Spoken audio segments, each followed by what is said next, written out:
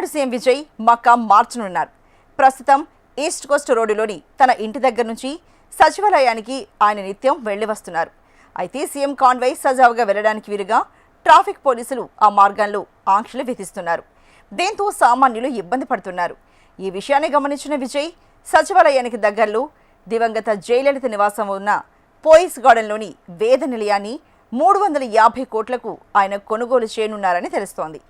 అయితే ఈ వార్త సోషల్ మీడియాలో వైరల్ అవుతోంది. కానీ ఇప్పటి వరకు తమిళనాడు ప్రభుత్వం కానీ, సీఎం విజయ్ కానీ, ఆయన పార్టీ కానీ జయలలిత పోయిస్ గార్డెన్ నివాసాన్ని 350 కోట్లకు కొనుగోలు చేస్తున్నారు అని అధికారికంగా ప్రకటించలేదు. ఈ ప్రచారం ప్రధానంగా సోషల్ మీడియా పోస్టులు, యూట్యూబ్ వీడియోల ఆధారంగానే వ్యాపిస్తోంది. మరి తెలిసిన విషయాల ప్రకారం జయలలిత నివాసం వేద నిలయం చెన్నైలోని పోయిస్ గార్డెన్లో ఉంది. గతంలో ఈ ఇంటిని స్మారకంగా మార్చాలని తమిళనాడు ప్రభుత్వం ప్రయత్నించింది. అయితే ఆ స్వాధీన ప్రక్రియను మద్రాస్ హైకోర్టు రద్దు చేసింది. అనంతరం ఆస్తిపై న్యాయపరమైన అంశాలు కొనసాగాయి.